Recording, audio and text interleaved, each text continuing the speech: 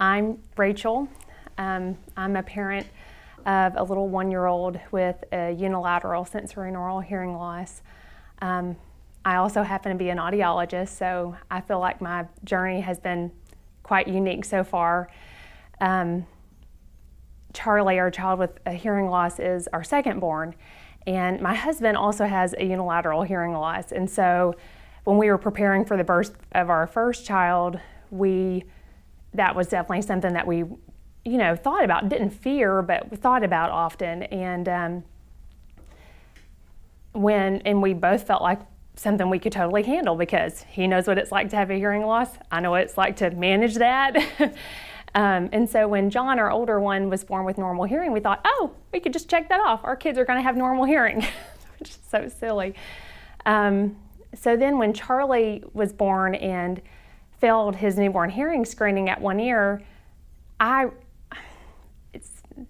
feel bad saying this, but I brushed it off. I just thought, oh, he has normal hearing, it's fluid, and nobody really told me that, but that's what I internalized, and I don't know if that was denial setting in, or I don't know, but we, of course, quickly addressed the rescreen because we know that that's important.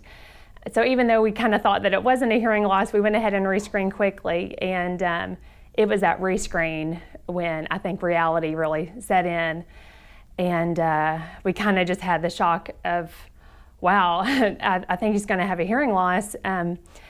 And he was diagnosed at 2 weeks of age with a moderate to severe sensorineural hearing loss at 1 year. And the news was shocking.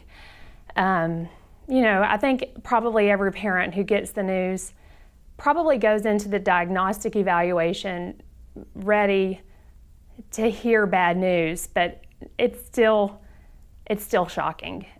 The great thing that we heard on that very first day of diagnosis was that we didn't have to make a decision that day, that we had time to process it, and that was such a gift. Sorry. And so that's what we did. We had time to think about it and to grieve it differently, but also share that experience with one another, which was so wonderful.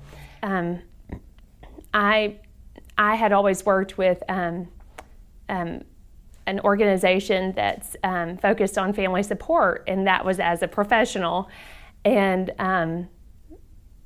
one thing that's been, looking back, just interesting is that when we first got the diagnosis, I really wanted to distance myself from that organization at first, which I know makes no sense whatsoever. But for families who I think sometimes are having a hard time processing it internally, I get why at first you really don't want to be called by someone. You really don't want to meet with somebody else. You really just need time to accept it yourself before you're really ready to share that with other people, even though they all mean for the best. Of course, in the field of audiology, there's sometimes mixed opinions on what to do with the unilateral hearing loss, but I was of the opinion of, well, if it's aidable, maybe we should try it and just see how he does with it.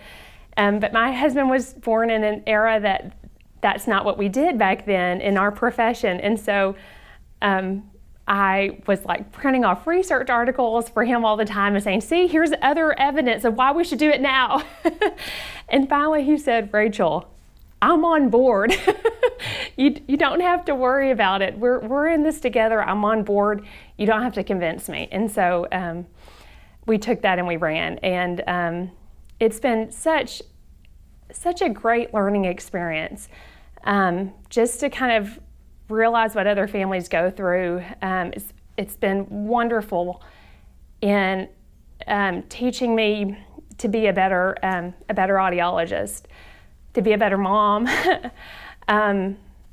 And we've been through the same challenges that I'm sure every parent of a child with a hearing loss goes through. We've been through the baby stage where the child is constantly ripping off the hearing aid and you want to just throw it across the room.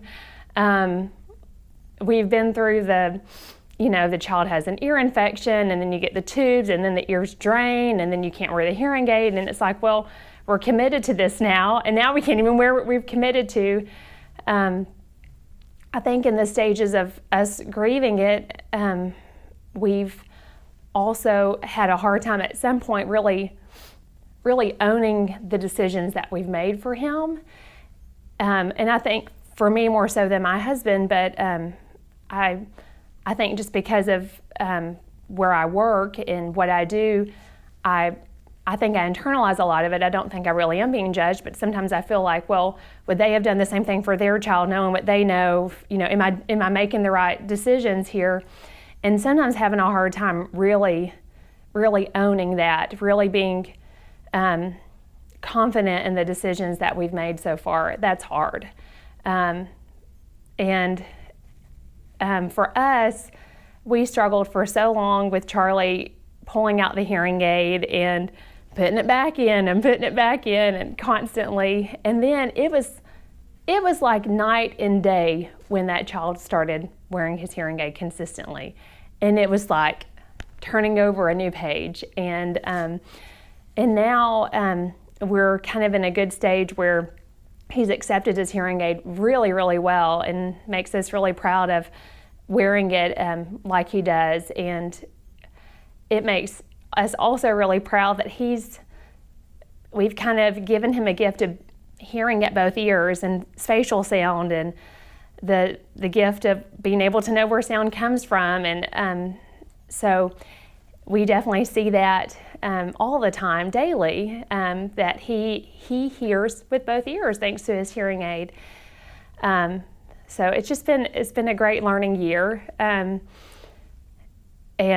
I think we're in a position where we feel like we can tackle whatever life puts in front of us. I'm really thankful for Charlie, and I'm thankful for what the entire journey has done for us as a family, and for me as an audiologist, and as an advocate. I was an advocate before I had a child with a hearing loss, and now I just kind of wear a different hat, I guess, of a different color. So that's my story.